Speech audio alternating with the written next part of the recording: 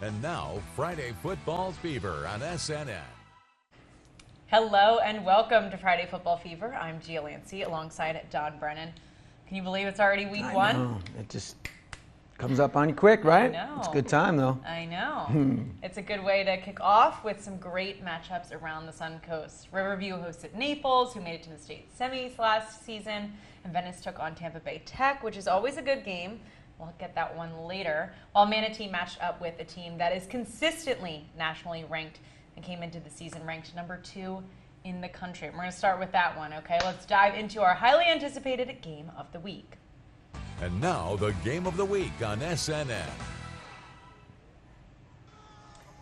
There he is, the leader of the Hurricanes and the University of Florida Hall of Fame wide receiver and offensive mastermind, head coach Jaquez Green. Coach Green does not back down from a tough fight ever, and he knew this one would be tonight, and it was from the very first snap. Throwing the ball wasn't working, so they tried the ground. Junior tailback Keith Smith bounces off a white jersey, then keeps it going for the first down. But not much was working offensively for the Canes. The Braves turn, and they score pretty easily on their first drive with a little Simba celebration there.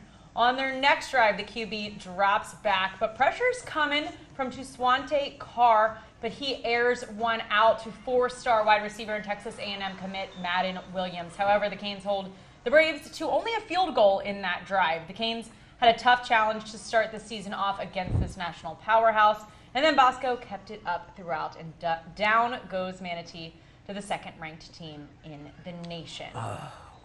Yeah. Earlier this week, Coach Green emphasized to me how some of this team was inexperienced and just on the younger side, so this battle was probably even tougher for them, but they'll look to bounce back next week against their rival Southeast. It's a good experience playing a tough team. You realize what it takes to get up to that level. For sure. And that's pretty much their entire schedule. Again, he does not back down from any of these tough fights. Jeez. Well, you know, there's a lot of tights going on in football today. Yes, indeed. Anyway, next game. Yeah, the Riverview Rams beginning a new era tonight as a new head coach. And if this team is like the Marines motto, first in, last out, they're going to be a tough out this year, this season with their new head coach. See, that's the old head coach after decades with Coach John Sprake at the helm, then Todd Johnson, then Josh Smithers. The Mark Christiani regime begins, to paraphrase, he's a freaking soldier. Literally. Soldier, yes. And he's bringing a little discipline, yes. And the first play, a little surprise as well. Brady Carroll's kickoff was a non-sides kick. And after a free-for-all, Connor Scully comes out with it. Yes, so Rams ball. Trick play on the first play of the regime. On the ensuing drive, Isaiah Belt getting a first down here. He would get another one, getting closer to the goal line a little later. And then Torian James going in for the first touchdown of the Christiani era. And the Rams were up 7-0 minutes into the game, mere minutes. Naples with the ball, but QB Elijah Molina gets waylaid by Miles Przekis. Yes, tackle for a loss soon after. Jamar Jerome going to take the handoff, and well, they have like a Delaware wing tee or something, so it's hard to follow the ball all the time. But he fumbles the ball because Gabriel Farland popped the ball out, and Andon Clough recovers, gathers it in. The Rams back in business. Quarterback Parker Nippert with the quick out to Anthony Miller, last year's quarterback. He has a track offer from Bucknell, and he gets the first down as part of the drive, and that sets up Torian James again, this time from 49 yards out. He goes inside, bounces to the outside, and gets inside the end zone. Naples, and it was 14-0. Naples down already halfway through the first quarter. Christiani era looking pretty good. Yeah. But Naples finds its footing in the next drive as Molina takes off and goes and goes. He just won't be denied. He gets about 25 yards. First play of the second quarter, Nixon Bolsick. He goes inside, back to the outside, and goes inside the end zone. Cut the Rams lead in half, 14-7. About a 40-yard run, 31-yard run, I think. Yes, Molina again for a big run. Watch this. Nice run coming right into your living rooms, right into the referee. There was a hold, but he got the first down before the hold, so it was a first down. Soon after that, Jerome going 31 yards for a touchdown to tie it up at 14. And then the rains come, and they came hard and fast. It was torrential. 6 minutes left in the half. It just was a downpour. They actually ended the game in a tie, due to the weather. Not sure if it was the rain or if lightning came after I left, but I was drenched. I had to leave, sorry. Yeah, well, pretty much all of these, not all of the games, but a lot of games we're going to get to later ended in either a tie or a rain delay cancellation kind of thing. Fortunately, I didn't get wet whatsoever. That Manatee might wish that they got a rain delay. Yeah, well, and then lightning I went to night. Sarasota Right. Bayshore. Sorry, Sarasota Bayshore. I didn't get any of your highlights because they were in a weather delay for probably over an hour. And that was so. like 17-6 at one point. 17-6. Sarasota was winning, and You know what? and Stay tuned. yeah, We yeah. got their score coming. Oh, I later did. I on. gave it away. No, I don't think you were right. But but anyway, so I never let the facts get in the Riverview. way.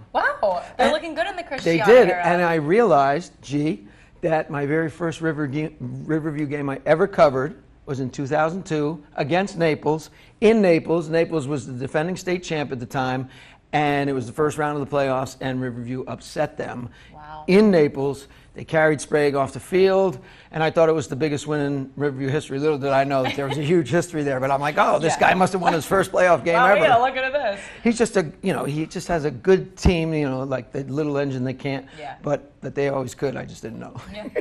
And Cristiani went to Venice, right? Yeah, And yeah. that's who we're going to talk about next. But don't go anywhere, because that's who's coming up. On Friday Football Fever, we have a matchup of two Florida powerhouses. The Venice Indians travel up to Tampa to take on Tampa Bay Tech. Can Venice start the season off on the right foot? Or will the Titans hand the Indians their first loss in almost a year? Now, Friday Football Fever on SNN.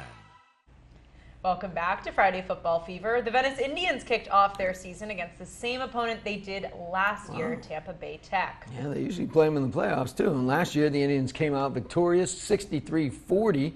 Tampa Bay Tech hasn't beaten Venice in the John Peacock era, which started in my era in Sarasota back in January of 2007. Okay, I thought you were really going to age Oh, yourself there, no, but- no, not back in the dark ages. Let's see if they could tonight, or if the reigning state champions could start off their season on a high note.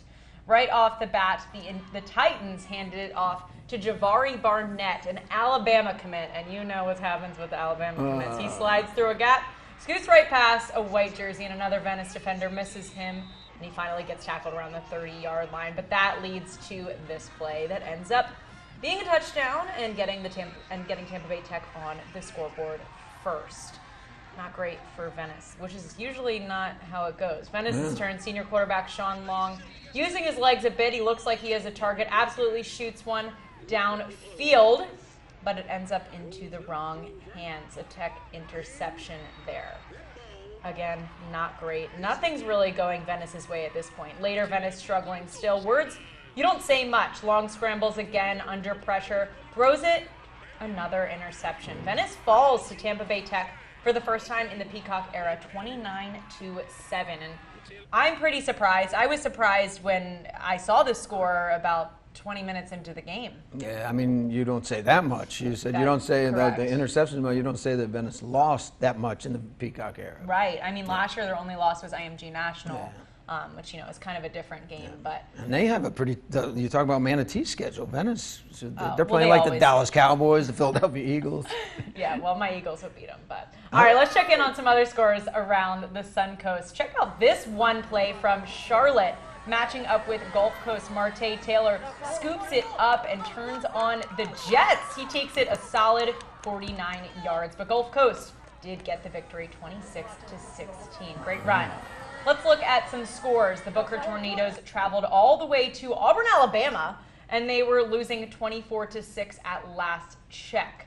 They're actually the Auburn Tigers as well. Oh, look at that. And you know who coaches there, volleyball, is Brian Wheatley, the former Venice girls volleyball coach. He coaches at Auburn High School. Oh, wow. Yes. Let's run through these because we're I'm running out sorry. of time. No, that's he okay. said 4 minutes, like a minute ago. Lakewood Ranch got their first win of the season over Lemon Bay, 35-12.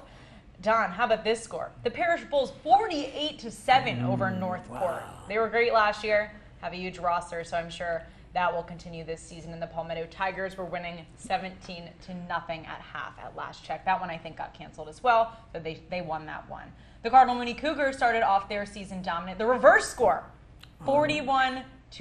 That's almost as rare as the Black Moon that's happening tomorrow night, by the way. Get out, really? And another rare occurrence, ODA puts one in the loss column to Santa Fe Catholic on the road. But Santa Fe Catholic's pretty good, so The Braden River Pirates were trailing Cypress Creek, but inching closer at last check. And Southeast destroyed the Robinson Knights 42-0. Sarasota Christian gets another win, 18-14. And Sarasota and Bayshore were still going at that point, but okay. We got to do Joey Yep. D's. Thanks to Oh, Joey thanks D's to Pizza, Joey 4 D's. locations on the Suncoast, for feeding our SNN crew tonight. All right, that's all for Friday Football Fever. We will see you guys next week.